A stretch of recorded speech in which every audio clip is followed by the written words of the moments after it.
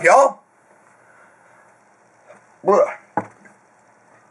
I salute you with my Tiger Fitness shaker bottle, as seen in the latest Twins video on eating cornbread. Thank you, Keith and Kevin. I love you guys. Seriously. No, seriously. I love you. Check it out. Comes my boy Seth, and I'm really a little too busy to be answering in video today. I'm trying to catch up. But, you know what? It'll take me just as much time to freaking do this than to answer it. I'll just freaking do a quick edit. It'll look like shit, but oh well, it's a video, and he wanted me to do it. Please make a video on consuming high GI carbs versus low GI carbs with a fat and protein source and the insulin spike you could get from doing this. I've read before that when you combine any carb source with a protein and fat, it slows down digestion.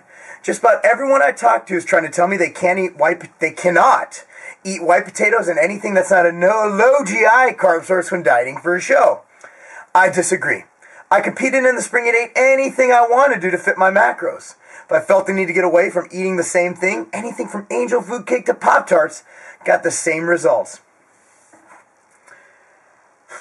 I like whole foods. I like them because they're satiating. Because they're full of them micronutrients. Micronutrients. I like them. And the further you get into your diet, the more bro you have to go.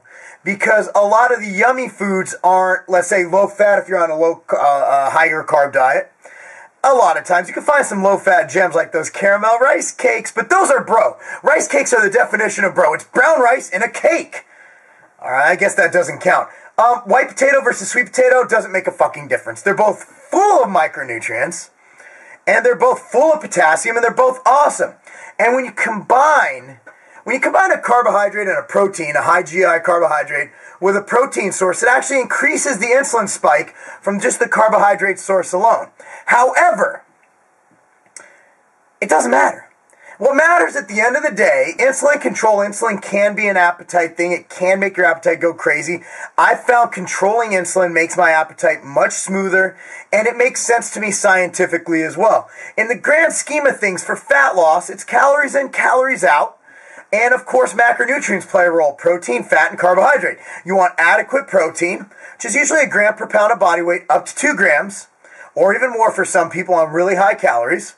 Fat, I usually like to see between 30 and 90 grams, depending on what kind of diet you're on, just for those essential fats. I think you get plenty of essential fats and get your fish oil in there with 30 if you had to, or even less. And you're going to get trace from food, so it's really hard to go below 30 if you're on any appreciable calories. I think Van's at around 25 to 35 now. And then, of course, carbohydrate, which fill in the rest, and also can be extremely healthy. Again, you're looking at sweet potatoes, white potatoes. Hell, even look at some cereals. They're enriched and fortified in a bunch of stuff. Whole grain's the first ingredient. Essentially, you're right. My man, you're right, Seth. You're right in that it doesn't frigging matter. I used to think it mattered. Actually, you know what? When I first started, I didn't. I just went, bro, when I dieted, when I was modeling, you guys saw my picture in the video about the Chris Jones video I did. When I dieted and I was a model, I was full out bro retard. And I don't want it politically correct. Look, I don't want to insult anybody with any mental disorder, but full retard has become a common quote on YouTube. I went full retard. Chicken and broccoli every day, every meal with some egg whites thrown in. I was stupid and I felt like shit. I had a hot wife and I didn't want to have sex with her. Alright? Damn. I missed out on some good sex. Now that we're old, I ain't getting nearly as much sex. Shit. You get what I'm saying? It doesn't matter. So, when you're dieting, try to eat whole natural foods full of micronutrients. Try to get your veggies and your fruits and all that. At the end of the day, if you abide by your macronutrients set forth, needed to lose weight at a caloric deficit, not a big one. I like these guys. I want to lose 20 pounds, so I'm going to go from my 3,200 maintenance by 1,000 calories, and I'm going to drop it all. I'm like, it doesn't work like that. You got to do it gradually. Eat as many calories as possible to lose about 1 to 2 pounds a week is what I usually say. You don't need to friggin' bomb out and just drop it all at once. Because when you hit a stick point, you'll be fucked. But that's a different video, guys. This one's about low GI versus high GI, and it doesn't matter. God, people, they get to me. Just with all this fish thinning out your skin and all this, and they're just doing it to differentiate themselves as trainers from marketing. And marketing's a job, man. I mean, it's not a game.